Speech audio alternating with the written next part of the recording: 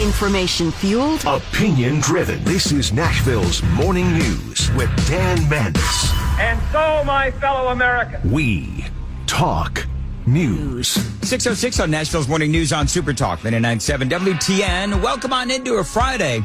Along with Johnny B, Ken Weaver, Dan Mandis here. Kamala Harris is due to announce what her economic plan is going to be. And we're getting bits and pieces. One of them a little confusing. Actually, several of these are confusing. So I wanted to bring in EJ Antoni, who is going to help us figure all of this out. Because, EJ, some of these things I had a meltdown in the 5 o'clock hour because I don't really understand the rationale behind it. So I wanted to get an expert on the phone. EJ Antoni, of course, economic analyst with the Heritage Foundation. You've also seen him on Fox Business. EJ, good morning. So here's, I just want to go through these kind of one by one. Kamala Harris is now proposing that families who have paid their rent on time for 2 years and are first-time home buyers receive up to $25,000 in down payment assistance with more generous support for first-generation homeowners. Now, they're not saying this is part of any kind of a loan where it would be paid back over time. I mean, literally, am I reading this wrong? Or is the government literally going to give $25,000 to first-time home buyers? Well, Dan, I understand your frustration because this is literally as insane as it sounds. I mean, how many times have we subsidized demand in the housing market only to see prices go up? This is not going to fix homeownership affordability. It's going to make it even worse.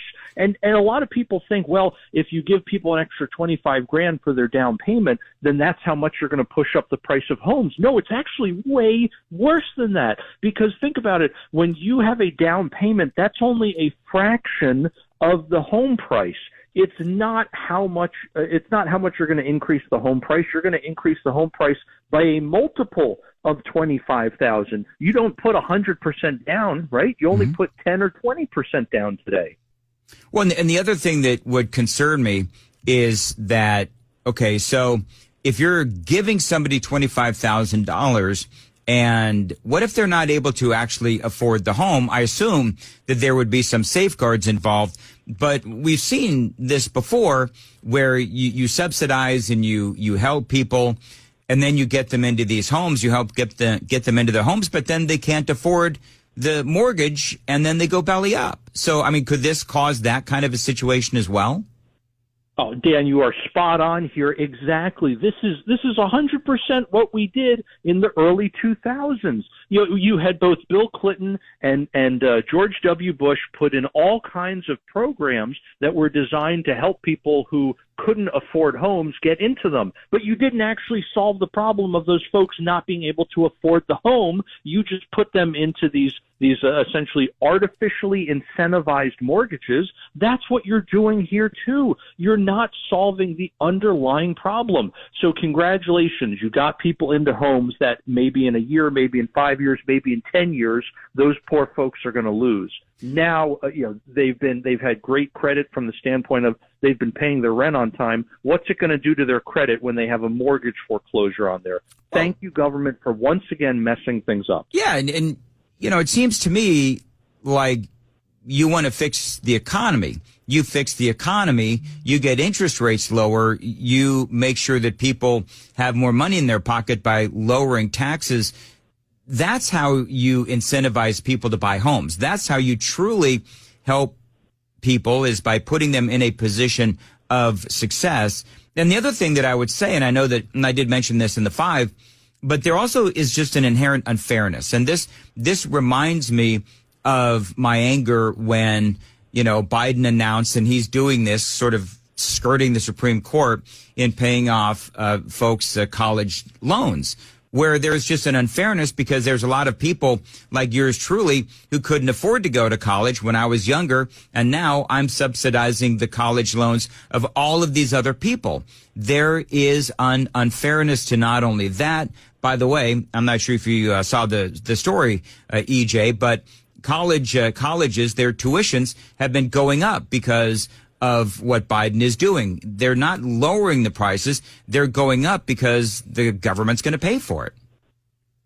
Exactly, Dan. And we're seeing the same thing here. We are seeing government push more demand into the market. Well, when you increase demand, you increase the price. This is Econ 101 here. In fact, the Federal Reserve even did a study a number of years ago, and they found exactly this relationship with student loans that you're talking about, Dan, whereas the government provides more and more financing, all colleges do is they respond by increasing price.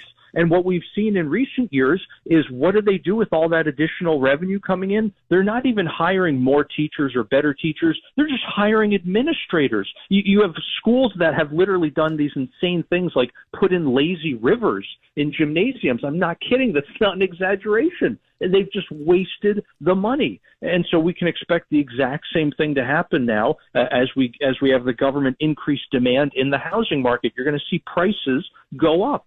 Well, the other thing, Kamala Harris is all about equity, right? So there's probably also going to be, illegal aliens going to be getting some of this money. I mean, I could just see the unfairness of all of this. And she is saying, by the way, that she's going to go through Congress, and we'll have to see what happens as far as the congressional makeup beginning in 2025. A couple of other things she wants to do, EJ. She wants to push home builders to build new homes, 3 million, and I'm quoting here, affordable homes. That's number one. Number two, she wants to give tax incentives for builders to build homes for first-time home buyers. So it just seems like there's some market manipulation here. And I mean, as far as, these tax incentives and pushing the home builders to build new, and again, I'm air quoting affordable homes. Well, how do we define what exactly an affordable home is? And again, it just feels like there's some market manipulation going on. That never ends well when the government's involved. Exactly. Right again, Dan. And how do we determine what's affordable? I'll tell you how. Some random bureaucrat in a basement in D.C. is going to pick a number out of the air that he thinks is politically feasible. That's how these things get decided, okay? And congratulations. By giving a tax credit to people for buying a home, you've just, again, increased demand. Now home builders can just increase the price by however much you have increased that subsidy. You're not solving the problem. You just keep increasing demand. These people are insane. And Dan, again, we have to go back to this idea that no matter anytime you are essentially going to build homes, right? The government is talking about how they're going to build 3 million homes. The left hand doesn't know what the right hand is doing here. This means that the government is going to take the resources for building those homes out of the hands of the private market and build those homes itself. Well, guess what? You're just going to decrease the private supply of homes by exactly the same amount you're increasing the public supply of homes. So you haven't actually increased total supply. But instead, because the government never does anything efficiently, you're going to take the same resources and spend them less efficiently and therefore not build as many homes as if you had left those resources in private hands. And the last thing I want to say is that the reason home builders are not lowering prices today, despite interest rates going up, normally historically that's what happens. When interest rates go up, home builders reduce price and vice versa. When interest rates go down, home builders increase price. The reason that's not happening today is the fact that the prices faced by home builders for all of their inputs, whether it's labor or materials, are at record highs today. And by the way, the Biden-Harris administration's own data shows that. So home builders can't drop prices today because they'll lose money on homes. And that's why the supply of new homes has dropped so much. Interesting. EJ Antoni joins us here from the Heritage Foundation. You've also seen him on Fox Business. EJ, let me ask you this. A couple of days ago, we spoke about Kamala Harris and her idea to put caps on groceries, price caps. And, they did this way back in the 70s, didn't work. I think for me, it goes back to the same thing that we spoke about earlier with the housing situation. I think if you fix the economy and you lower those interest rates and you let those tax breaks continue from Donald Trump, then that's going to do a lot more to help help Americans than these price caps on groceries, because that's going to cause, from what I understand, and you and I talked about this, you cap the prices on groceries, if I can say it, that's just going to cause a shortage. Exactly, Dan. And just like fuel price caps in the 1970s, whether it was under Nixon, whether it was under Carter, whether it was under Ford, what did those cause? They caused fuel shortages. So you got gas lines. Imagine today we put these artificial caps on grocery prices. Now you get bread lines. You know what? That's a heck of a lot worse than the gasoline lines. You can live without gas. It's hard, but you can do it. Try doing that without food. So at the end of the day, the problem here is not that we need the government to step in and impose an artificial solution on the marketplace. The problem is that we have had the government already step in and distort the market. It is the trillions upon trillions of dollars of government spending and the Federal Reserve printing the money that has devalued the dollar, that has caused inflation. On top of that, we have had horrific energy policy in the country, which has increased the cost of gasoline, the cost of diesel. Those are major inputs in farming, and therefore that trickles down to food prices. I think people really underestimate just how much energy affects the price of everything we do and everything we buy. Think of all the chemicals, all the fertilizers that we need to grow crops in this country, for example. That all comes, believe it or not, from natural gas. Unlike the rest of the world where they usually use crude for their chemical blend stocks, we use natural gas because it's a lot cheaper here. Well, you've increased the price of all these different inputs. Don't be surprised when the outputs also increase in price. All right, EJ, great analysis as always. How can people find you on Twitter? The handle there is @RealEJAntoni. All right. Thank you for joining us, especially at the last minute. As I said, great analysis and very much appreciate it. Price caps on groceries. And as I said yesterday or the day before, whenever it was, what she's trying to do, what Kamala Harris is trying to do, is she's trying to blame the grocers and these stores for the rise in prices, accusing them of price gouging, when the reality is that it was their policies and their spending that caused prices to go up. They artificially put all of this money into the economy. That means inflation went up, prices went up, and then suddenly we were paying out the nose for our groceries. I mean, some of us paid $150, $250, $300 more every single week.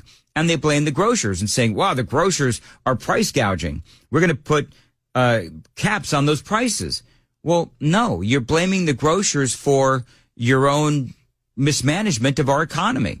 And so it seems to me like everything that she's trying to do, and EJ just spoke about this, everything she's trying to do is geared towards obfuscating the fact that Biden and Harris, they did indeed mismanage our economy. They spent too much money and they put too much artificial stimulation into the economy. And this is now what we are dealing with.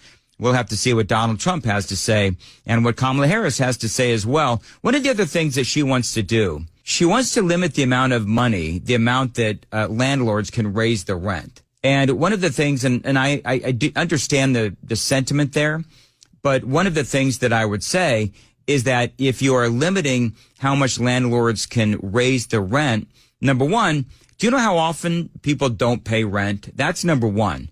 Number two, when prices go up for landlords, like, for example, fixing things, equipment, maintaining the buildings, that's a cost that are always going up. That cost goes up for the landlords. And oftentimes they have to raise the rent of the people that live there because their costs go up. So what you're now going to see is, if she is successful in saying that landlords cannot raise the rent to where they need to keep up with inflation, well, now you're going to have some of these apartment buildings, they're going to start to go into disrepair because you've got landlords dealing with rent controls. You're going to have people, frankly, oftentimes not paying rent anyway. And it's going to make the job of the landlords and the people that own, the companies that own these apartment complexes, their life is going to become hell because now they're not going to be making the money they need to maintain these homes. When the government tries to manipulate the economy, it's not going to be good. Let the free market decide what happens. Give the people more money in their pocket. Don't have as many regulations. And that's what Donald Trump wants. Not as much regulation, lower taxes. That will fix, in my opinion, a good part of the economic problems that we have going on in our country right now.